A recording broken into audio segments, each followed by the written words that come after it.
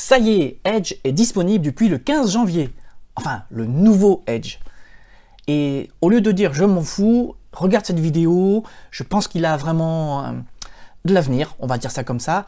Et puis en même temps, je vais te parler des navigateurs depuis 2004 à nos jours, hein. Tu vois, ça peut être intéressant. Allez, je t'attends.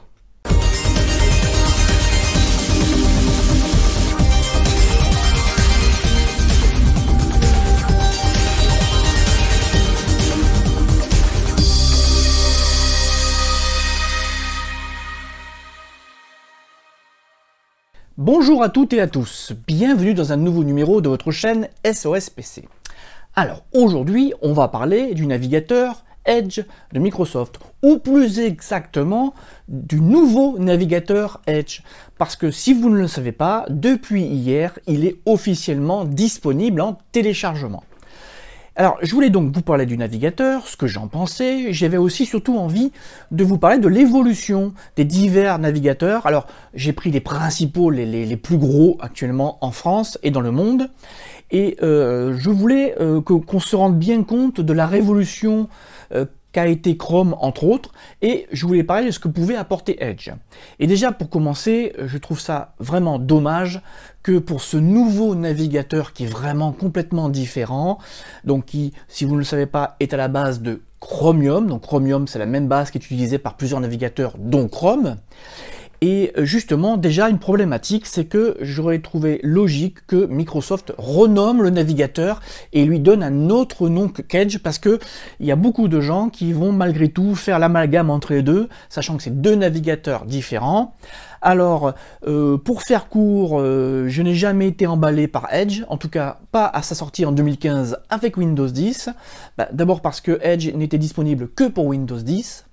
Et surtout, dès le départ, Edge a été livré en 2015 incomplet, il lui manquait beaucoup de fonctionnalités, et ils ont mis plusieurs années à rattraper ce retard, donc j'ai trouvé ça, je vous l'avais déjà dit dans des articles, dans des vidéos, je vous dis que dès le départ, ils se sont tirés une balle dans le pied.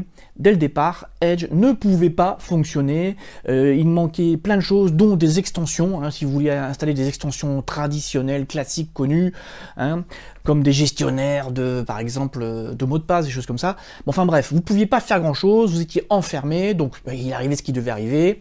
Edge a été boudé, il a un tout petit peu progressé en pourcentage parce que mécaniquement, étant livré, imposé, j'allais dire, avec Windows 10, donc il a pris un petit peu de part de marché, mais bon, il n'a pas fait illusion longtemps, on le sait, Edge il s'est bien planté, et Microsoft a eu la bonne idée et l'intelligence de revoir sa copie et dire, bon bah écoutez, les gars, on s'est planté, ce qu'on va faire, on va utiliser le moteur Chromium qui est à la base de beaucoup de navigateurs, dont notre plus gros concurrent. Voilà. Ça, le tableau, j'allais dire, est posé. Alors, une chose importante, c'est que l'avantage du nouveau Edge, c'est qu'il n'est pas lié que à Windows 10.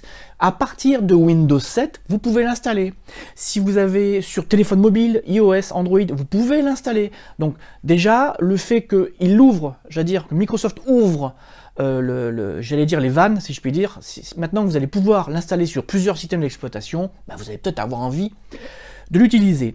Alors la problématique, c'est que j'ai vu certains commentaires passer, parce que j'ai fait un article hier, je vous mettrai le lien dans la zone de description.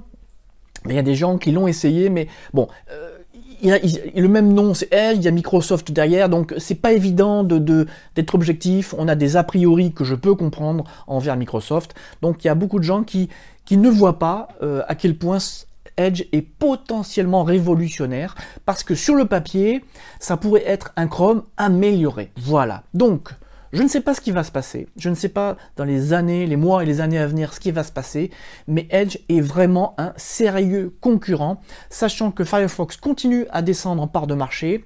Alors, bon, déjà, il faut savoir que Firefox a eu une année 2019 un petit peu compliquée. Ils ont voulu garder ce rythme de parution des nouvelles versions, sauf que bon, il y a eu quelques versions qui ont vraiment déçu les utilisateurs, des bugs, des plantages. Donc beaucoup de gens dans les forums qui se sont plaints de Firefox. En plus, donc, on a appris ces jours-ci que Firefox a dû continuer, parce que c'est pas la première fois, a dû continuer à licencier du personnel. C'est-à-dire que Mozilla, le propriétaire de Firefox, la fondation Firefox, a été obligée de licencier 6% de son personnel. Donc, parce que, Mozilla, c'est une société à but non lucratif, ok, mais ça ne change pas que même si vous n'êtes pas là pour gagner de l'argent, bah, il en faut un minimum pour tourner. Sauf que c'était prévisible, à force de dire aux utilisateurs de Firefox, utilisez Firefox, il va vous bloquer les pubs, il va vous bloquer le traçage, enfin, à force de tout faire pour que les publicités ne puissent pas s'afficher, bah, il est arrivé ce qui devait arriver. Les grosses sociétés, Google AdSense, en tête, qui payent pour des espaces publicitaires, ben, à un moment donné, ben, ils ont dit stop, vous arrêtez, quoi. Sauf que bon, ben, Mozilla a besoin d'argent, donc c'est dur. Alors je ne sais pas ce qui va se passer dans les années à venir. Toujours est-il que ça n'a pas été une bonne année, et en pourcentage, on va en parler juste après, et en pourcentage, en part de marché, comme on dit. Et donc, ce que j'avais envie de faire aujourd'hui, c'est, je ne vous dis pas que Edge est bon et pas bon, chacun se fera son avis. Je dis que c'est un vrai et sérieux concurrent désormais à tout le monde, qu'il faut vraiment compter sur lui, et j'en profite pour rappeler qu'on n'utilise plus Internet Explorer.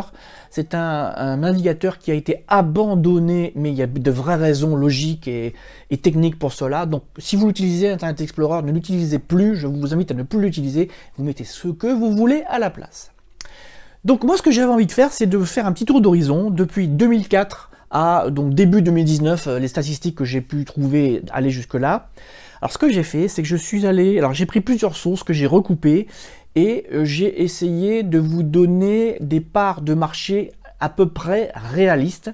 Je vais vous donner les parts de marché des principaux navigateurs, donc Internet Explorer, Firefox, Chrome et Edge, depuis 2004 à donc début 2019, pour bien que vous vous rendiez compte de l'évolution et de ce qui est en train de se passer.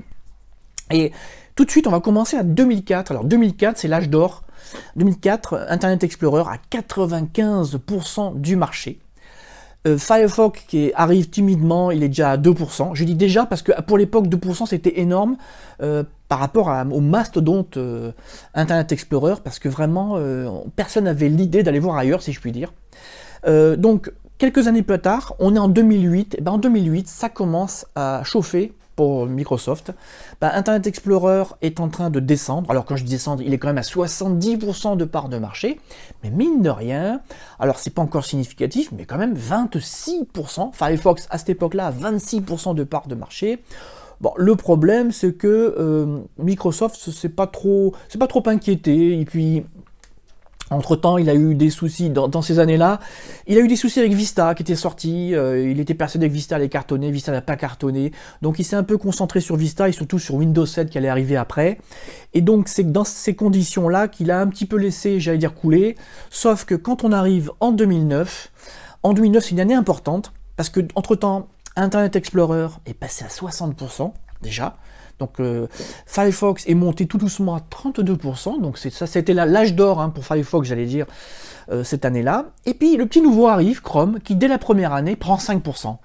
Donc vous voyez, par rapport à Firefox, qui avait déjà pris 2% lorsqu'il est arrivé, bah, Chrome, dès le départ, il prend 5% parce qu'il répond à une demande. Les internautes veulent quelque chose de facile à utiliser.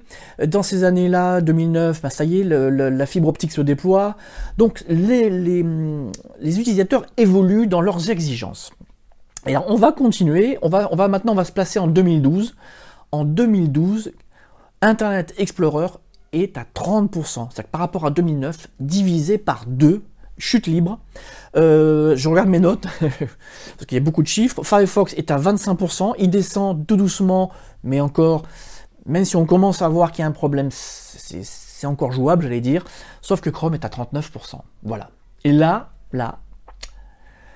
Microsoft aurait dû se dire, oh là là, ça se passe mal pour nous, on va peut-être commencer à réfléchir à l'avenir, ce qu'ils n'ont pas fait, parce qu'il y avait Windows 8 à cette époque, et en 2015 sort Windows 10, et patatras, on sort Windows 10, ils sortent Edge, et comme je vous l'ai dit tout à l'heure, un Edge qui n'est pas terminé, et d'ailleurs Microsoft le dit, il n'est pas terminé, il va s'améliorer.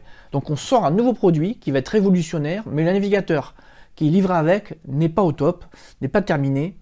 La gaffe, j'allais dire. Pourquoi? Parce que Google Chrome est passé à l'époque, entre-temps, de 39 à 56%, c'est-à-dire que ça y est, il a plus de la moitié des parts de marché. Internet Explorer, il est à 16%, divisé par 2. Firefox continue à descendre à 19%. Alors Edge, à cette époque-là, en 2015, il prend 2% de marché pour une raison très simple, c'est que vu qu'il est imposé avec Windows 10, il prend mécaniquement 2%, quoique c'est pas si énorme que ça, parce que quand même la première année, il y avait beaucoup de Windows 10 installés. Tout ça pour dire qu'on arrive à donc 2018, alors j'ai les chiffres jusqu'à donc début 2019, encore une fois ce sont des estimations que j'ai croisées, on est approximativement début 2019 à 4% Edge de part de marché, encore une fois je le répète, c'est pas énorme parce qu'en fait il y a eu beaucoup de Windows 10 installés gratuitement avec des migrations, donc mécaniquement il a pris des parts de marché. Internet Explorer est à 6%, je trouve ça vraiment énorme pour un navigateur, encore une fois, qui ne doit plus être utilisé. Et Firefox est à 10%. Là, on arrive au seuil critique. On espère, enfin j'espère, hein, parce que moi au quotidien j'utilise Chrome, mais un petit peu Firefox. Et Chrome, donc Google Chrome, est à 73% de part marché. Je parle de début 2019 encore. Je ne sais pas en 2020 ce qui va se passer, mais on peut logiquement penser qu'il va continuer à progresser. Et c'est là que pour terminer, je reviens à Edge, au nouveau Edge. Et bien Edge a sa carte à jouer, vu que c'est en fait un Chrome amélioré, hein, en fait avec des fonctionnalités supplémentaires. Voilà, je vous ai fait le topo, j'ai pas voulu être trop long, donc j'étais un petit peu rapide. Ce que je vais faire, c'est que quand je vais monter cette vidéo, je vais rajouter en incrustation les chiffres dont je vous parle, pour que ce soit plus facile à suivre.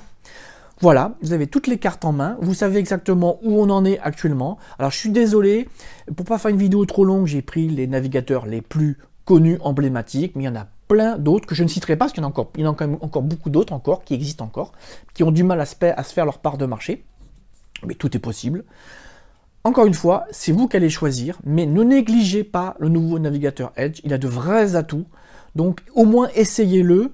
Enfin, si vous avez Windows 10, il va être installé automatiquement dans les prochains jours. Pour les autres, si vous avez donc à partir de Windows 7, testez-le, essayez-le. Bon, moi je vous dis, vous n'avez rien à perdre à l'essayer, puis vraiment si vous ne plaît pas, vous le désinstallez. Mais bon, on va voir dans les prochaines années ce qui se passe. Voilà. Eh bien écoutez, je vais m'arrêter là. Pour terminer, donc, je vous remercie bien sûr d'être là, de continuer à supporter SOSPC et la chaîne YouTube. Je vais continuer à vous abonner. N'oubliez pas de cliquer sur la petite cloche à côté d'abonner, parce que le fait d'être abonné ne suffit pas, je le répète, pour être prévenu des nouvelles vidéos qui sortent. Si vous avez des commentaires, n'hésitez pas, ce sera avec plaisir. Alors encore une fois, je n'ai pas de parti pris. Vous pouvez ne pas être d'accord avec certaines choses que j'ai dites. Vous pouvez très bien dire qu'aucun de ces navigateurs dont j'ai présenté vous plaise. Il n'y a aucun problème. Moi, si le commentaire est intéressant, il est complet, il est un minimum poli, hein, parce qu'il y a des gens qui sont agressifs, mal polis, donc vous comprenez bien que je ne peux pas afficher ces commentaires-là. Je n'impose rien, je vous donne un état des lieux. Et avant de vous quitter, je vous remettrai le lien de la vidéo de la semaine dernière. Je vous avais parlé un petit peu de l'avenir de la chaîne, je vous avais posé une question sur certaines choses que je voulais faire sur la chaîne. N'hésitez pas à aller la voir, si vous n'avez pas eu le temps de la voir. N'hésitez pas à répondre à ma question, car vous avez été peu à me répondre. Alors, majoritairement, vous avez été positivement enthousiasmé par ce que je proposais la semaine dernière, mais j'attends quand même un peu plus de retour de votre part. Eh bien, je vais m'arrêter là, comme d'habitude, j'aime pas être trop long. Et puis, en ce début de week-end, j'ai pas envie de vous saouler, hein. J'ai vraiment envie qu'on parle de ce nouveau navigateur qui est disponible. Je vous mettrai donc le lien, si vous voulez le télécharger, vous mettrez le lien vers l'article où vous pourrez le télécharger. Voilà, merci à vous, et sur ce, je vous dis à la semaine prochaine. Salut!